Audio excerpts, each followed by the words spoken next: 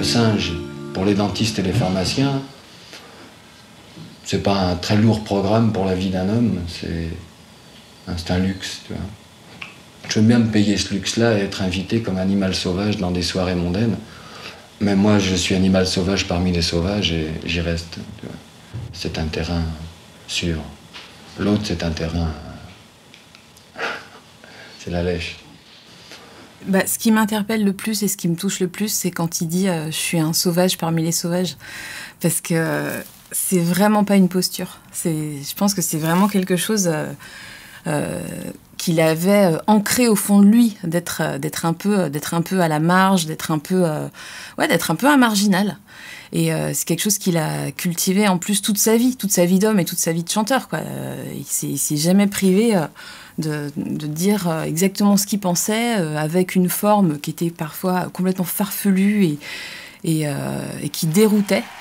Follow the line, ça veut dire suis la ligne qui est dans la main, la ligne de chance, la ligne de vie, pour te rappeler que tu es comme l'écorce terrestre, tu es comme les veines des arbres, tu es le temps qui te bouscule, et tel un funambule, tu marches sur le fil, sur la ligne, qui un jour se casse et te met en face, soudain, de la réalité qui est tombée du ciel. J'ai l'impression que chez lui, la sauvagerie, c'était une fantaisie, une richesse, une force. Une force. Et effectivement, Higelin, il fait partie des rares artistes qu'on remplit Bercy, mais je sais plus combien de fois. Pendant un mois, je crois qu'il a fait Bercy. Ça reste assez à vérifier, hein, mais ça reste assez inédit dans l'histoire de la chanson. Je crois qu'il avait peur de rien, et sa sauvagerie, elle est au contraire, c'est sa force, quoi. C'est son feu intérieur, c'est sa flamme. La prochaine fois que j'enregistrerai, ça sera dans la rue, et je croiserai un monsieur... Non. J'aurais failli croiser un monsieur chauve avec des lunettes de soleil. J'enregistrerai dehors, sans studio. Oh, le beau jeune homme, sans micro. C'était vraiment un artiste de l'intuition et de l'instinct. De l'instinct et de l'instant. Et quand il dit je vais enregistrer sans micro, sans studio, je pense que... c'est impossible à faire, mais c'est une utopie artistique qui lui ressemble, qui ressemble à la façon dont il faisait de n'importe quoi une matière artistique, quoi. Je pense, hein. Je crois que c'était tellement mêlé que l'artiste et l'homme étaient tellement imbriqués, c'était tellement une personne et une façon d'être que les deux choses, l'art et la vie, étaient aussi importants l'un que l'autre. I love the queen, I love the queen, I love the queen. Elizabeth. And my name is Paul McCartney. Yeah. Love the queen. Elizabeth.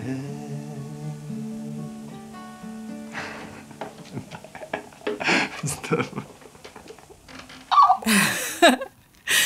Il avait une coupe de cheveux, pas académique et hors mode. C'est une beauté un peu qui surplombe les époques, mais pas un surplomb condescendant ou regardé d'en haut. Non, c'est une beauté sauvage. On en revient à la sauvagerie toujours, à l'animalité. Ce qu'on adore. Ah non, ça, non, les gens qui viennent là-bas en disant « je vous dérangerai pas, gna gna gna ». C'est moi. Mais c'est moi, puisque c'est moi, tu me connais. Ah. Je veux bien rater, mais je veux être responsable. Je veux pas que ce soit quelque chose d'autre qui m'ait dérangé et pris mon énergie. Ah non, tant pis, il faut être comme ça. Je crois que c'est ça, en fait. Je sais pas qu'on me touche ma robe de scène avant de rentrer, des choses comme ça. Tony. Votre robe de scène? Tony. C'est quoi? C'est du fétichisme? Non. Je trouve ça magnifique ce que dit Barbara. Pour moi, elle touche à quelque chose d'essentiel dans le spectacle. C'est la sacralité, le côté sacré que peut avoir le moment d'entrée sur scène. Et effectivement, sans être fétichiste ou sans être...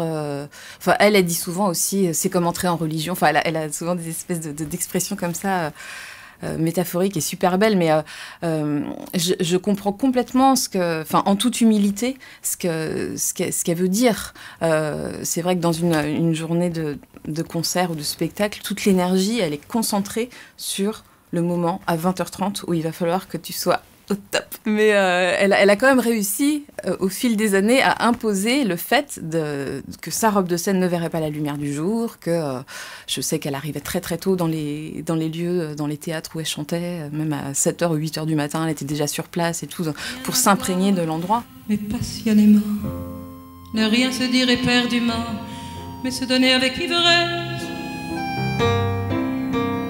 Et riche de dépossession, n'avoir que sa vérité, posséder toutes les richesses. Ne pas parler de poésie, ne pas parler de poésie, mais laisser vivre les fleurs sauvages. Et faire jouer la transparence au fond d'une cour au mur gris, où l'aube n'a jamais sa chance. En fait, je crois qu'il n'y a rien de rationnel dans le fait d'avoir des névroses ou des peurs ou des craintes ou des habitudes avant de faire un spectacle. Il n'y a rien de rationnel et chacun va avoir va mettre son curseur là où il veut ou là où il peut. Et je pense que ça, il n'y a pas à le discuter. Barbara, elle veut pas qu'on touche à sa robe, il n'y a pas à le discuter. Enfin, après, c'est elle qui sera en première ligne et on demande à personne d'autre qu'elle d'être géniale et d'être impeccable à 20h30, quoi.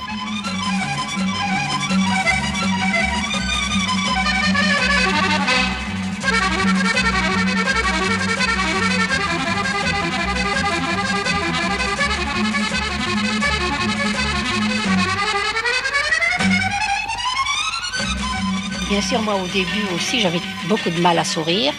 Et un beau jour, on m'a dit, un directeur d'un musical m'a dit, écoutez, Yvette, si dans le cas, vous ne souriez pas, je suis obligée de vous résilier le contrat.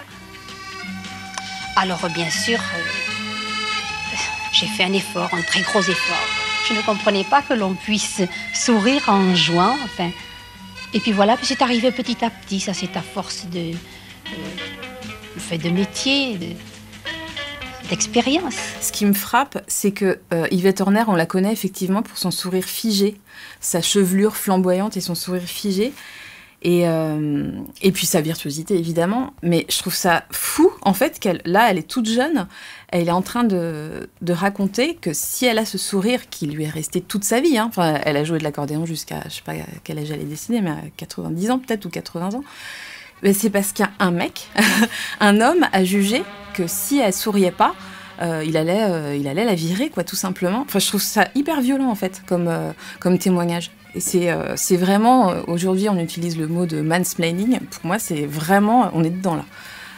On est dans une espèce de cliché de, t'es une femme, t'es sur scène, t'es obligée de sourire. Je trouve ça vraiment fort, quoi.